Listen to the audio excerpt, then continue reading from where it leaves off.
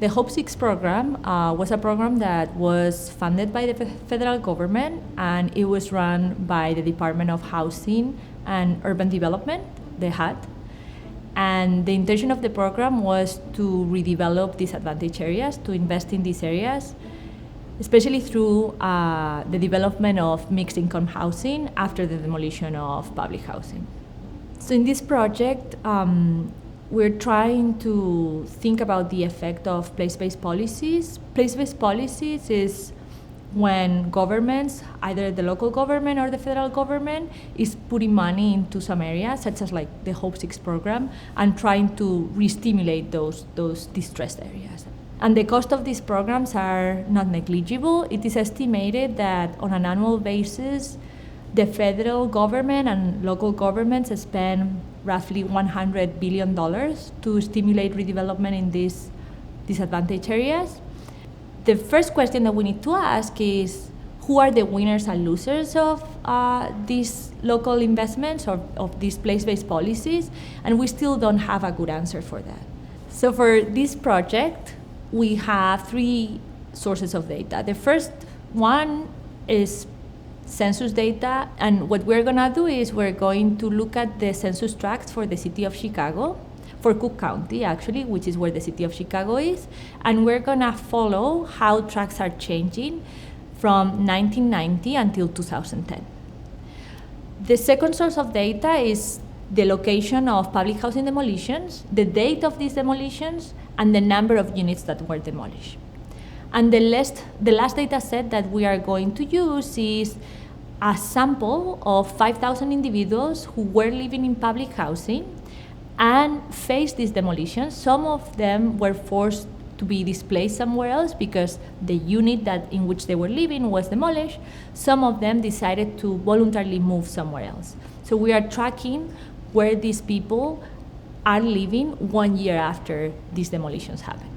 So in particular for the city of Chicago, there were roughly 40,000 public housing units. And with the money that the CHA got from this Hope 6 program, 23,000 units were demolished. That accounts for 1% of the housing stock in the city of Chicago. Overall, these demolitions displaced 15,000 families that were predominantly African American, typically single mom, and their annual income was roughly $6,000 per year. And this $6,000 was not actually labor income. This was like social benefits, like government assistance, things such as SNAP or other forms of social assistance. So the first step that we take in our paper to understand what are the effects of public housing demolitions is to start looking at what's happening to the areas that are experiencing these demolitions. These areas are becoming less African American, more white. The level of the Hispanic population seems to be constant. We see that income in these areas, the average income of the residents, is going up.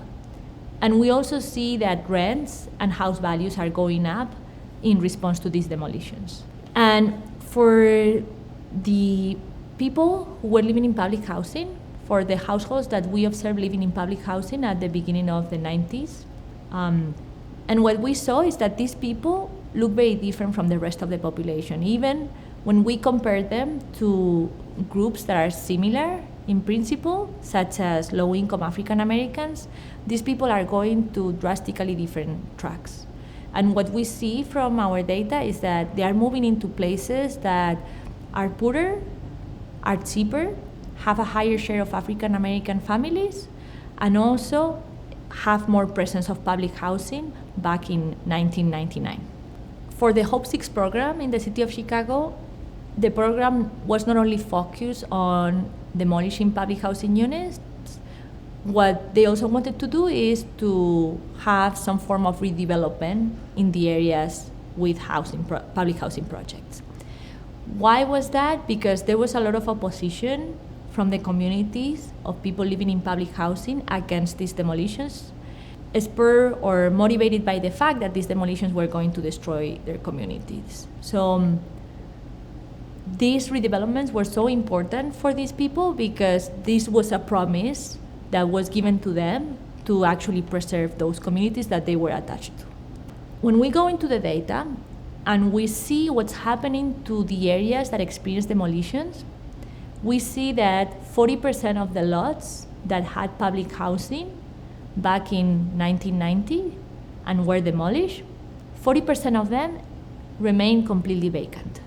And you can actually Google and search for the name of some of these projects back in the day, and you would see that there is an empty lot with grass and everything. And this was kind of surprising to us because some of the promises that were made as part of the program were never fully materialized. What our analysis reveals is that even though public housing demolitions were meant to target very specific areas, and just to give you some context, only 5% of the tracts experience some form of public housing demolition, we do see effects at the city level. So locally, the literature found that public housing demolitions led to a rent increase from 9 to 20%. In our analysis, we see a price increase of 13%, of a house price increase of 13%, but this aggregates up to 2.4% at the city level. So the city of Chicago is becoming 2.4% more expensive when it comes to housing prices. Our analysis also reveals that everybody dislikes living in places that have public housing. So when you put the two things together, first, you have destruction of public housing, and in principle, people are going to be better off by this because they dislike public housing. But second, as a response to that, we also face higher housing prices. The next question that we wanted to answer is how you put the two things together in order to measure the final welfare or the changes in well-being of the residents of the city of Chicago. And what we found is that the average resident in the city of Chicago is better off by 1%. So the your well-being is increasing by 1%, but there is a huge gap. This is very unevenly distributed across demographic groups. We see that high-income, non-Hispanic white families are gaining roughly $120 per year in terms of rental prices.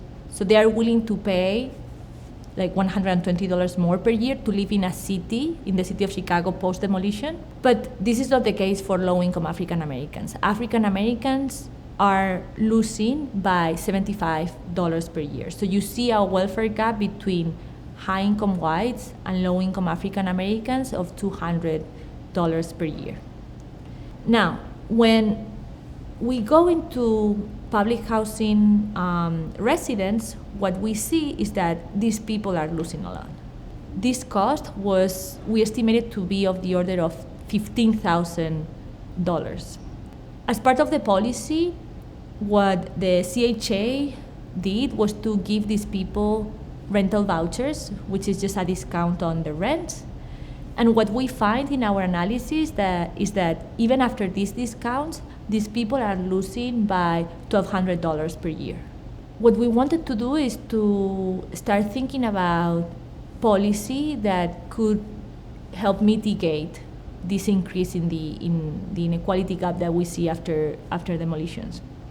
And what we find is that if you only redevelop 20% of the units that were demolished, you can actually make everybody better off. There's not going to be any loser from public housing demolitions if this is accompanied by a redevelopment of 20% of those demolished units. Why is that? Because remember that I told you that housing prices were going up by 2.4%. So you can curb that increase in prices just by the construction of more housing.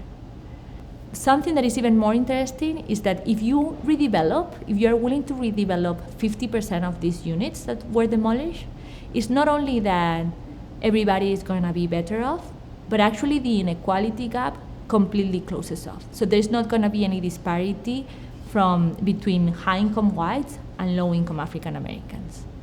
When policymakers think about place-based policies, they should not only think about the local effects of these place-based policies. And not only the direct effects of these place-based policies, we should also think about what economists call equilibrium effects, how housing prices are responding to these interventions, and how you should create a framework to evaluate everything that is happening together at the same time.